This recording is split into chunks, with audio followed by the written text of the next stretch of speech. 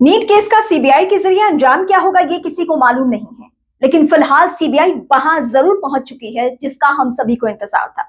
यानी प्रभात memorial hospital की उस नर्स से पूछताछ जिससे शुरू दिन से सब कुछ मालूम था कि पीड़िता के साथ हुआ क्या है। उसका दावा है और उसने सीबीआई के सामने ये कबूला है कि प्रभात मेमोरियल हॉस्पिटल के हर स्टाफ को, जूनियर डॉक्टर से लेकर संचालक यानी डॉक्टर सतीश तक को यह मालूम था कि उस लड़की के साथ दरिंदगी हुई है, उस लड़की के साथ बुरा सलूक हुआ है, उस लड़की के साथ गलत हुआ है। क्योंकि उसके कंडीशन को देखकर, शरीर के अलग अलग पार्ट्स पे दाग को देखकर यह सबको मालूम था। और फिर इस पूरे केस को मैनेज करने की कोशिश हो रही थी। जो हॉस्टल की संचालिका है शंभू हॉस्टल की, वो वहां पहुंच गई थी और दावा कर रही थी कि पैसे की फिक्र नहीं करनी है, पैसा तो हम दे देंगे।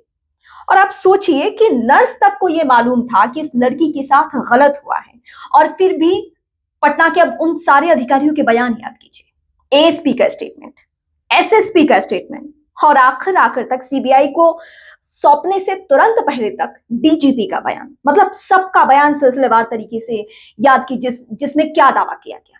दावा यह किया गया कि लड़की के साथ कुछ गलत नहीं हुआ है, जबकि हॉस्टल से लेकर हॉस्पिटल तक सबको मालूम था कि उस लड़की के साथ गलत हुआ है। और इसीलिए हम बार बार आप सभी के सामने, या आप दर्शक भी ये सवाल उठाते रहे कि आखिर वो कौन लोग हैं, वो कौन हाई प्रोफाइल लोग हैं, वो कौन रसूखदार लोग हैं, वो कौन पावरफुल लोग हैं जिनको बचाने के लिए इस केस को अलग मोड़ दिया जा रहा है। और पुलिस आनन फानन में सारे स्टेटमेंट क्यों दे रही थी? ना पोस्टमार्टम रिपोर्ट का इंतजार किया जा रहा था। डॉक्टर सतीश के कहने पे, उसके सर्टिफिकेट के आधार पर क्यों यह मान लिया गया कि लड़की के साथ कुछ गलत नहीं हुआ और लड़की ने खुद ही नींद की गोलियां खाकर अपनी जान दी थी? क्यों नहीं पीएमसीएच जैसे जितने भी सरकारी संस्थान हैं, जो मान्यता प्राप्त हॉस्पिटल्स होते हैं, जो सरकार ने जिनको अप्रूव किया होता है, नियम यही कहता है कि उन अस्पतालों के अप्रूवल के बाद ही, उनके रिपोर्ट के बाद ही आप किसी के ऊपर स्टेटमेंट दे सकते हैं। लेकिन नहीं, एएसपी से आनन फानन में कहलवाया गया कि नहीं, लड़की के साथ कुछ गलत नहीं हुआ है। वो तो शुक्र मानिए कि इस पूरे प्रकरण में घर वाले यानी पीड़िता के परिवार वाले, उसकी मां, उसके पिता, उसके भाई, ये सब कमजोर नहीं पड़े। ये सब चीखते रहे, चिल्लाते रहे, सड़कों पर आते रहे, और तब जाकर ये प्रेशर डेवलप हुआ। और कुछ राजनीतिक पार्टी के लोगों ने भी, जिसमें प्रशांत किशोर का जहानाबाद में जाना हो या फिर पप्पू यादव का हर दिन सवाल उठाना हो, इन सबके प्रेशर के बाद फैमिली को भी हौसला मिला और फिर इस मामले की जांच प्रक्रिया आगे बढ़नी शुरू हुई। फिर एसआईटी का गठन हुआ। लेकिन मैं फिर लौटती हूं कि सीबीआई ने इस नर्स के जरिए क्या क्या पता किया।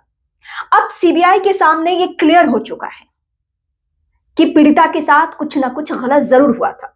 जब नर्स से पूछा गया कि आपने सीबीआई को क्या क्या बताया, तो नर्स ने बताया कि मुझसे यह सवाल पूछा जा रहा था कि बॉडी के किस किस पार्ट्स में दाग थे, कहां कहां चोट के निशान थे, जिससे कि सीबीआई इस जगह तक पहुंच सके कि उस लड़की के साथ क्या हुआ होगा, या अगर दरिंदगी हुई भी है तो फिर कितने लोगों ने की है।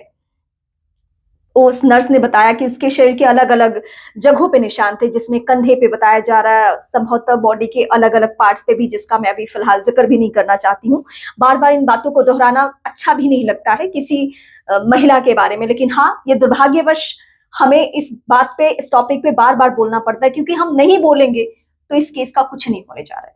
तो सीबीआई अब वहां पहुंच चुकी है जहां से उस चेहरे तक पहुंचा जा सके जो अभी भी पर्दे के पीछे है, उस चेहरे तक पहुंचा जा सके जिसको बचाने के लिए पुलिस ने जी जान कोशिश की।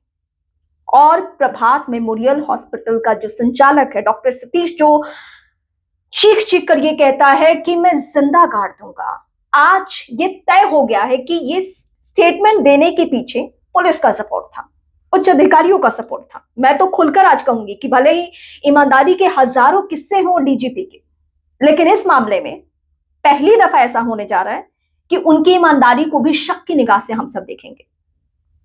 और क्यों ना देखें, क्योंकि अगर एक डॉक्टर जिस पे शक है, जिसकी भूमिका संदिग्ध है, वो 26 जनवरी को चिघाड़ते हुए कहता है, चिल्लाते हुए कहता है कि मैं अपने विरोधियों को जिंदा गाड़ दूंगा, और पुलिस इस पे एक्शन नहीं लेती है, उसके पहले भी एक्शन नहीं लेती, अब भी नहीं लेती है, यकीन मानिए सीबीआई के थ्रू बहुत कुछ होने नहीं जा रहा है। ये तो हम पहले से भी मान के चल रहे थे। सीबीआई तो भरोसा बार बार खोती रही, और अरविंद केजरीवाल के प्रकरण में तो मैं देख चुकी हूं कि सीबीआई का क्या हश्र हुआ है।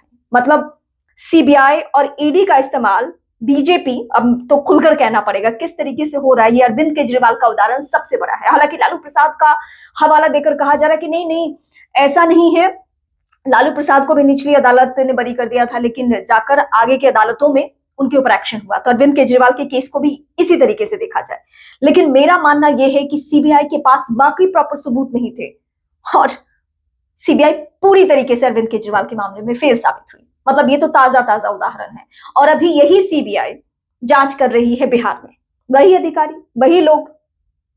तो यकीन करना मुश्किल हो रहा है कि सीबीआई इस मामले में कुछ करेगी। लेकिन नर्स ने जो स्टेटमेंट दिया है कि शुरू दिन से ही यानी 6 तारीख से ही सबको मालूम था कि लड़की के साथ गलत हुआ है, और फिर भी किसके प्रेशर में, आखिर किसको बचाने के लिए आनन फानन में पुलिस के अधिकारियों ने, थानेदारों ने, एसआई ने, इन सभी ने जी भर के लापरवाही की। यानी कोई तो ऐसा था कि जब लड़की को शंभू गर्ल्स हॉस्टल से पहले सहजानंद के क्लिनिक लाया जाता है, वहां से लेकर हॉस्पिटल तक, मतलब डॉक्टर सतीश के हॉस्पिटल तक, कोई ऐसा था जो इस पूरे मामले को देख रहा था। वो पुलिस अधिकारियों को डील कर रहा था, उन्हें हैंडल कर रहा था कि कहां कहां क्या क्या करना है, रिपोर्ट दर्ज करनी है नहीं करनी है, एफआईआर दर्ज करवानी है नहीं करवानी है। यहां तक डॉक्टर सतीश को भी किसी डॉक्टर ने मैसेज किया था कि देखना ये मामला लीगल ना हो जाए, कोशिश करना कि इस मामले में एफआईआर दर्ज ना हो। आज तक उस शख्स का नाम बेनकाब नहीं हुआ, आज तक सार्वजनिक नाम नहीं है। बस पुलिस ने ये कहा है कि डॉक्टर सतीश के मोबाइल पे एक मैसेज आता था। मैसेज किसका था ये अभी तक नहीं बताया गया। फिर भी इसी देश में रहना है, इसी देश के जुडिशरी सिस्टम पे भी भरोसा करना है, सीबीआई ईडी पर भी भरोसा करना है। तो हम अभी भी यकीन करते हैं कि बीजेपी की केंद्र से लेकर बिहार तक में सरकार है। सीबीआई चलिए बिहार के अंडर नहीं आती है, बिहार की राज्य सरकार के अंडर, कम से कम केंद्र सरकार के अंडर तो आती है, वहां से तो चीजें हैंडल की जा सकती है। दावा तो ये किया जाता है स्वायत्त संस्था, लेकिन इस देश में स्वायत्त बचा क्या है? कुछ भी नहीं, सब कुछ कहीं ना कहीं से हैंडल ही हो रहा है। तो क्या सीबीआई इस मामले में, अब जब नर्स का इतना बड़ा स्टेटमेंट आ चुका है सीबीआई के सामने, क्या और लोगों से पूछताछ करेगी? क्या डॉक्टर सतीश से अब जल्द से जल्द पूछताछ होनी चाहिए कि डॉक्टर सतीश के पास किसका कॉल आ रहा था, डॉक्टर सतीश और पुलिस की किस तरीके से इस केस में मिलीभगत थी।